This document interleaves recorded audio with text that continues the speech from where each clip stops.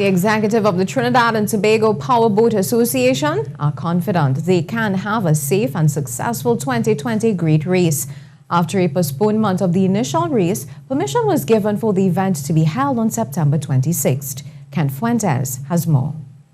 Larry Edgell, secretary of the Trinidad and Tobago Powerboat Association, says they are happy to be given the opportunity to race and stress it will be done according to the current laws.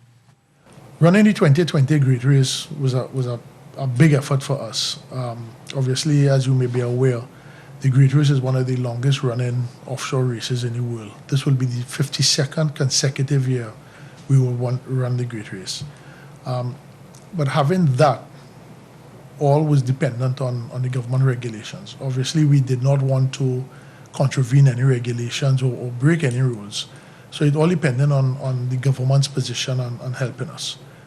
The original date for the longest consecutive running powerboat race in the world was August 22nd, but that was halted due to the government's decision to implement new COVID-19 measures. Edgell says the organization is grateful for the opportunity presented to them. And we have to be very grateful to the Honorable Prime Minister, the Honorable Minister of Health, and the Honorable Minister of National Security for believing in us that we could run this race without breaking any regulations and giving us the approval to go ahead.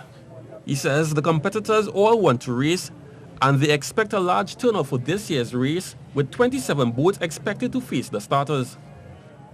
Obviously, as a racer, that's what you want to do. Unfortunately, this year we were only able to have one regatta early on this year in March before the initial lockdown came. So being able to run the boat for Great Race is amazing. It's what we want to do. And we feel it's a form of entertainment that we could give to the public because it's going to be live streamed. So that means people could stay home and watch the race in its entirety. The TTPBA has belief in its ability to have the race while obeying the COVID-19 lockdown measures. We are quite confident in what we could manage.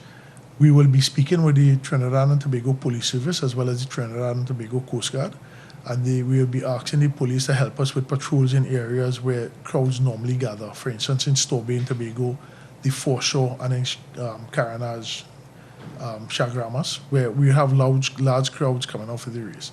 And we're hoping that the police will help us with patrols there, which will prevent the crowds from gathering. We have asked all racers to race with masks, who have open face helmets, and they have agreed to do that. Fuentes, TTT Sports.